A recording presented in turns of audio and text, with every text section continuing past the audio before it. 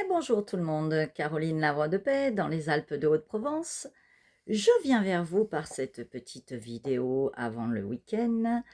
Nous sommes au portail du 10-10-2025, donc le 10 octobre.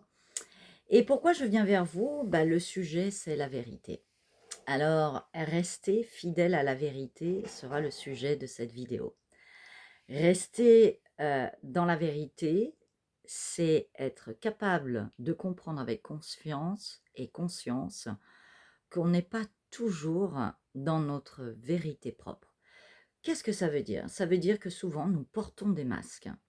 Souvent nous portons des masques, nous avons des attitudes qui vont essayer de convenir à la société, nous allons essayer de faire plaisir à autrui et des fois au détriment de notre propre confort.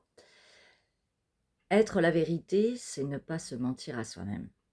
Ce n'est pas se mentir à soi-même et c'est surtout,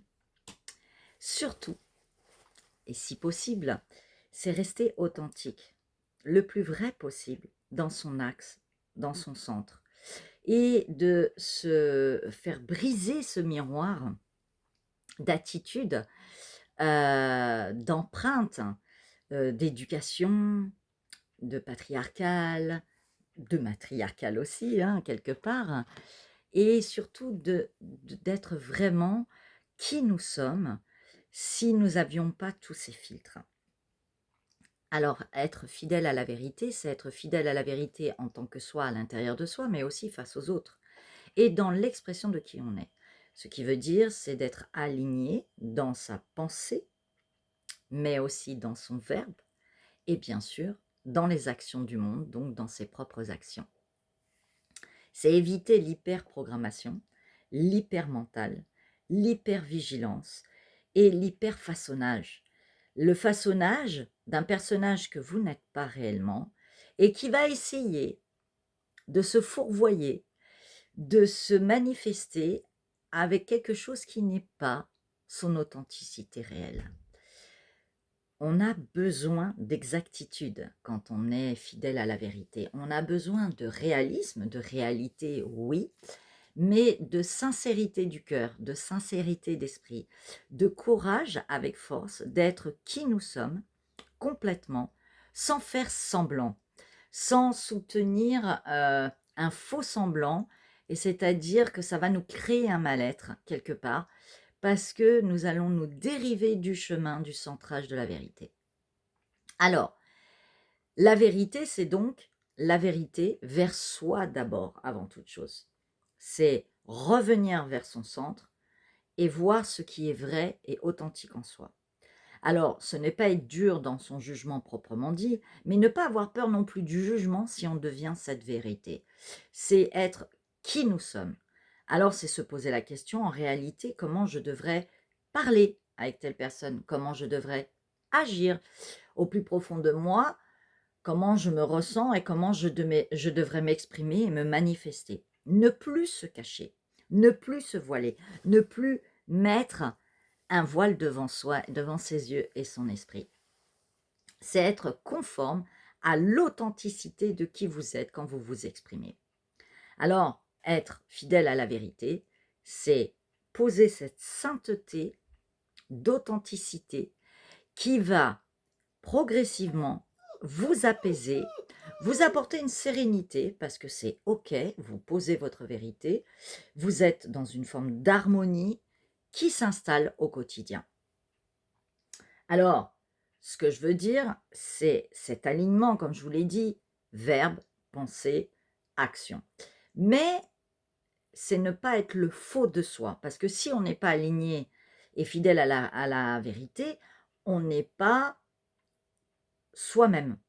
On n'est qu'une mascarade, qu'une facette à moitié de qui nous sommes. On se ment à soi-même, on est donc dans des malfaçons, dans des mensonges, on est dans des conséquences qu'il va y avoir en retour parce qu'on ne dit pas complètement la vérité. Et donc, je dirais quelque part qu'on crée un enfer. Alors, reprenons le mot enfermement et l'enfer.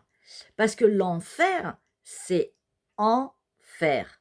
Donc, c'est en, E-N, plus loin, F-E-R.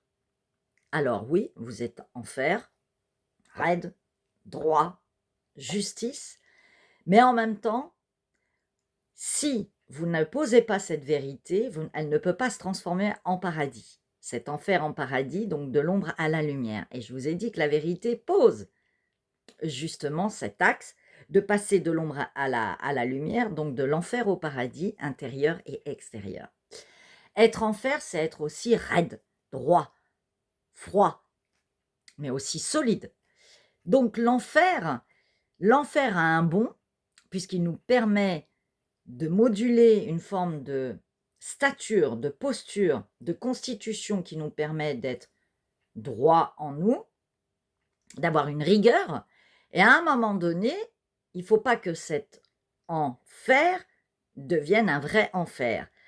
Il faut que cette fermeté, cette rigueur que vous avez en vous puisse laisser la place à du lâcher-prise, de la légèreté de l'être, pour que vous puissiez ne pas être que dans enfer, F-A-I-R-E, et donc ne pas être. Elle est là, la subtilité.